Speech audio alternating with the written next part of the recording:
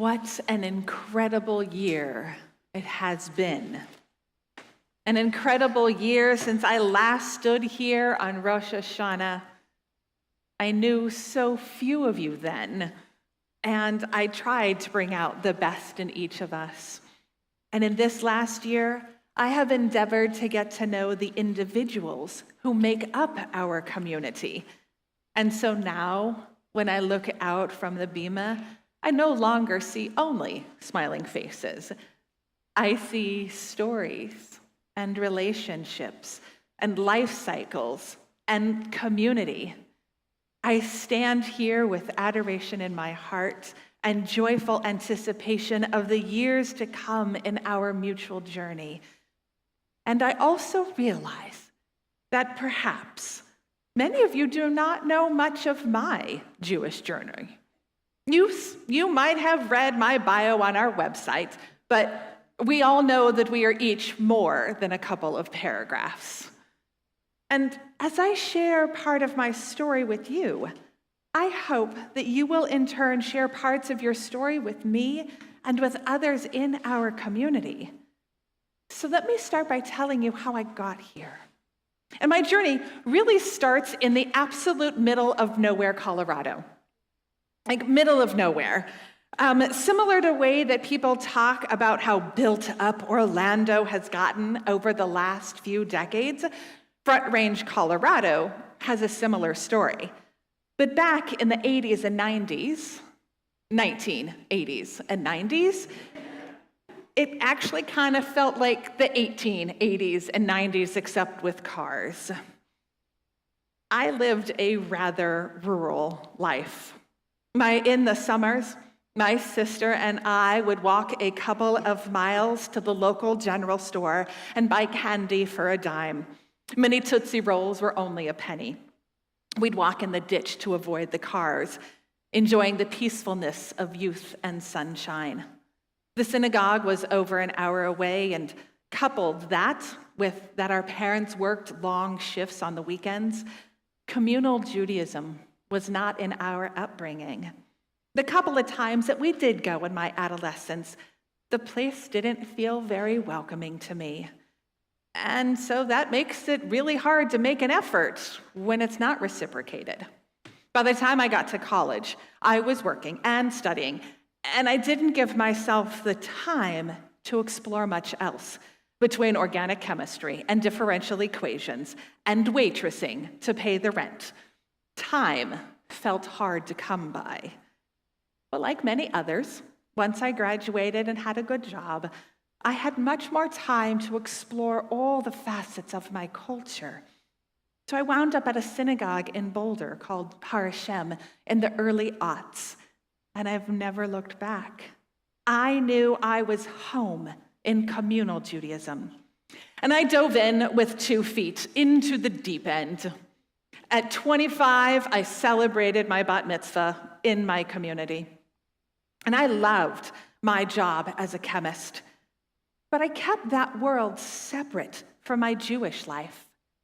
If I'm being honest, I think I wasn't sure how I would be received if I shared either passion in the other sphere.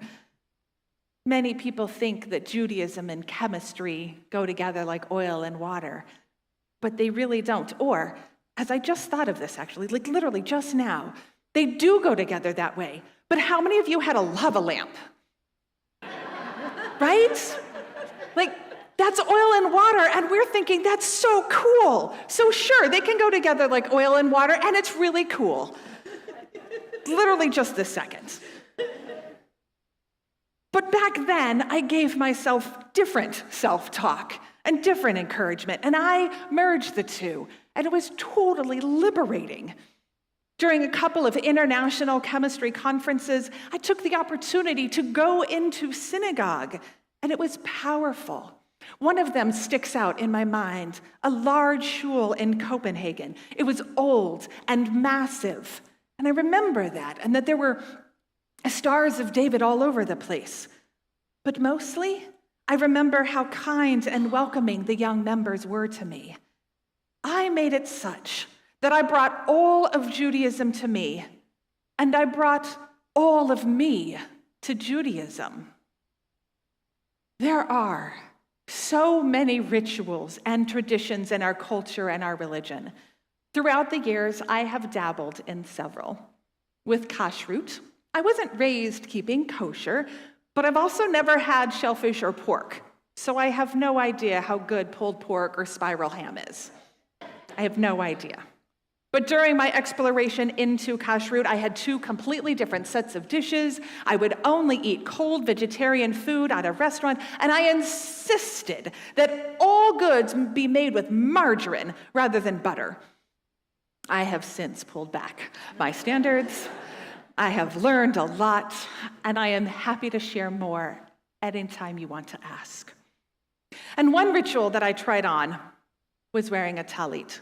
Again, I didn't grow up going to synagogue, seeing my family members wear one, or even know really what to do with it. But once I draped it on my shoulders, I felt transported to a different plane. These tzitzit, I am convinced, are the original fidget toy. And there's such a personality that can come through in the talit. I brought props. Every one of mine has a story. Like this very first one that I owned. With the blue stripes, it reminds me of Israel. Now I don't know where to put them. Okay. Then I had a trip to northern Israel, to Tzfat. And there was a shop that custom-made talitot on a loom. And I sat on the balcony, and I drank mint tea with lemon. And I ate chocolate overlooking the Sea of Galilee while they made me this talit that has my name on it. And when I prayed at Women of the Wall in Jerusalem, and Anat Hoffman was taken to jail, and each of us sang Ozi v'Zimrat Yah behind her slowly moving police car, I knew that I had to support the rights of everyone to be able to pray at the wall, and so I bought another talit. And every time I wear this talit, I remind myself and those that know and those around me that there is still work to be done. And I am an ally, and I have a rainbow talit that I do not display often enough. And it's gorgeous. And of course, I have my tree of life talit, because who doesn't love the tree of life and to cling to it and to hold fast? And it is the symbol of Judaism, and it is also very appropriate for how hot it is here in Florida. It is my lightest talit. And then I have, you thought I was done, I have my most worn talit, the one that you are all that come to Shabbat. No, they're like, oh, the red one. Yes, the red one, the burgundy one, the one that feels like, oh, I didn't know that talits could be red. Yes. They can literally be anything you want them to be. But then there is one more that I haven't yet shown you. And that is the one that I'm wearing tonight. On this one, I have affixed dozens and dozens of patches.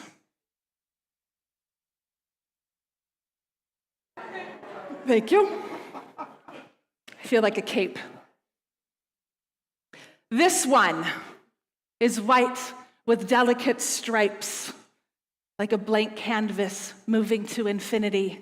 I have a patch for the piano, a tuxedo cat, and a patch for diversity.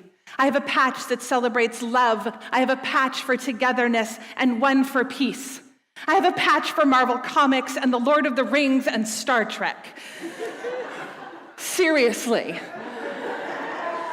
I have a patch with the 10-sphere root of Kabbalah and a patch of Shalom, a patch for each part of me. and plenty of space to grow, to change, to learn, to add. Now, I know that some of us don't have a single talit, let alone a favorite, and let alone 7. But I do.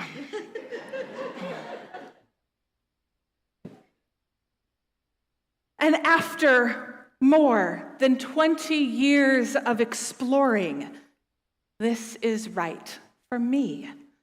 I gave myself the space, the time, the ability, the forgiveness, the courage to find what kind of Judaism is right for me.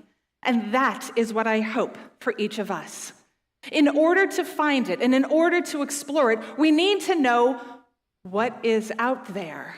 Somebody once said to me, well, I don't know what I don't know. So come with me as we seek a little. This path is one with no hierarchy and no judgment. In our exploring, we first come across the GI Jew, the gastrointestinal Jew, the foodie Jew. Now, this is often Ashkenazi specific, or maybe New York. This is the person that knows a good bagel. The person who scoffs at a blueberry bagel and who puts capers on their schmear. This is the person who laughed a little too hard at the Babka episode of Seinfeld. And who knows exactly how they like their rugelach cooked. Pickled herring or creamed herring is part of the debate, and no good holiday meal is complete without brisket or perhaps matzo ball soup. Yes, we celebrate and we encourage the GI Jew. For some of us, we have a heightened Judar. We just know when someone we meet is Jewish, right? We just know. We have a sense of pride or shame when the collective Jews make the news. We laugh at all 4 versions of the Adam Sandler's Hanukkah song, especially when he lists, especially when he lists the celebrities are Jewish, or maybe just a fraction therein. Passover and Rosh Hashanah are centered around the meal and the family, and the connection to Judaism ebbs and flows during the year and during the seasons of our life. We celebrate and we encourage the cultural Jew. We know that prophetic Judaism has been around since temple times, commenting on the state of the world and telling us to act in order to make it better. This is where we get our values and our morality of living with others. For the social justice Jew, there are scriptural quotes which embody the ties to Judaism, such as tzedek tzedek tirdof, justice or righteousness you will pursue, or Pirkei Avot. You are not obligated to finish the work, but neither, or how dare you, desist from trying. Micah tells us to do justice, to love goodness, and to walk humbly. And even Torah is concise when it oft repeats, love your neighbor as yourself, which we'll hear more about on Yom Kippur. For hundreds and hundreds of years, we have passed down these teachings. We have turned them into volunteer hours, social actions, projects of passion. We can engage in Judaism this way, solo, with others, in community with other Jews. So we celebrate and we encourage the social action Jew.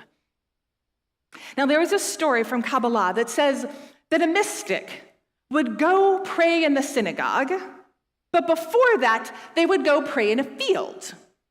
And what would they pray in the field before they prayed in the synagogue? They prayed that they might be able to pray. For some people, the spiritual side of Judaism is rich and nuanced and so deeply personal. Because it is so personal, it can be hard to describe.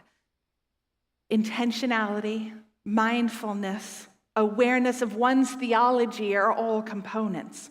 This connection can be found in study, in music, in nature. Truly, the possibilities are as varied as the people are. We celebrate and we encourage the spiritual Jew. Now I want you to picture Tevye, Fiddler on the Roof. The thread throughout this movie, and it is the word that sets the tone of his worldview, it is tradition, right? It's tradition. But what does tradition look like? Well, it looks a little bit different for you than it does for you, when it looks very different for you than it does for you, etc. But we all know it when we see it and when we feel it. As a collective, we have a tradition, rituals, especially in community and in the home, create this foundation of tradition. Maybe that's keeping some form of kosher. It might influence what we wear. It might structure what we do on Shabbat. In some cultures, we might call this the smells and bells of the religion. Rituals are emotive, and they are not necessarily quantitative. Why do I wear a talit? Well, because our tradition says we can. And maybe because I like it, and that's good enough too.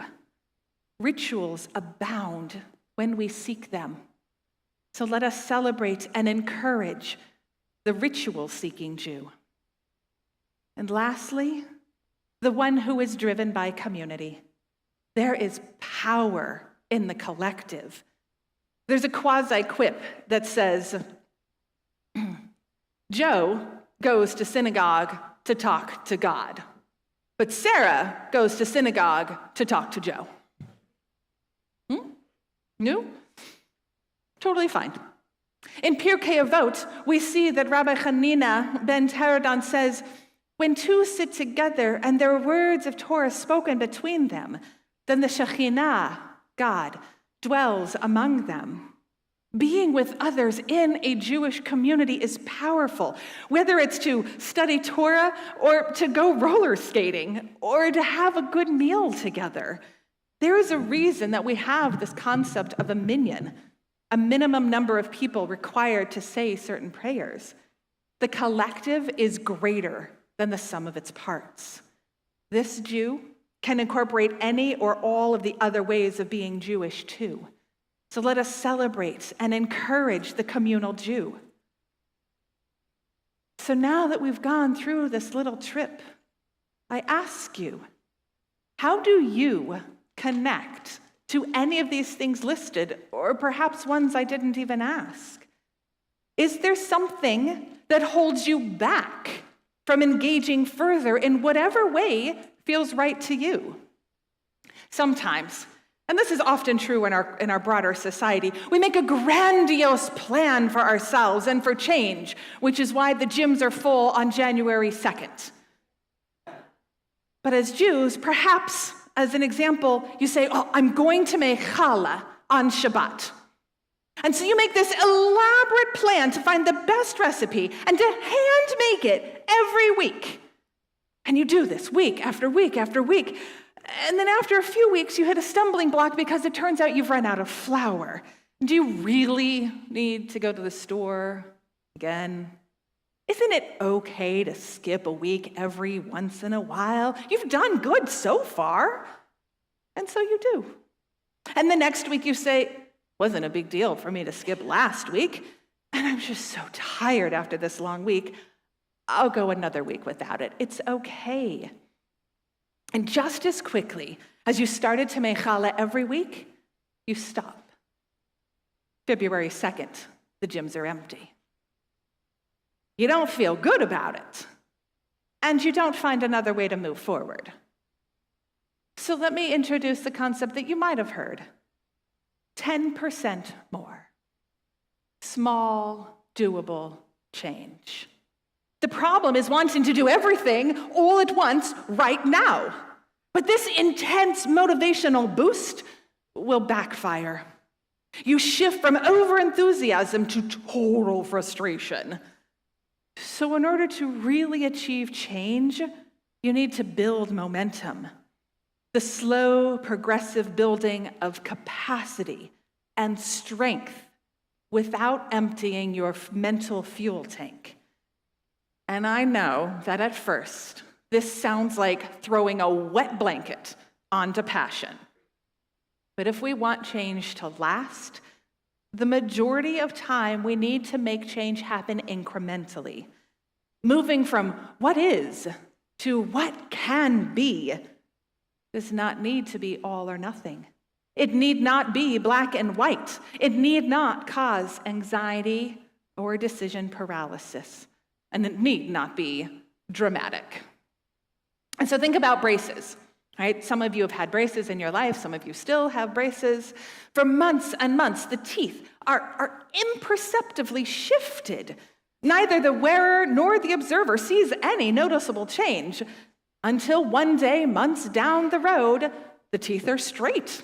And the wearer is in awe, hopefully, of how that happened.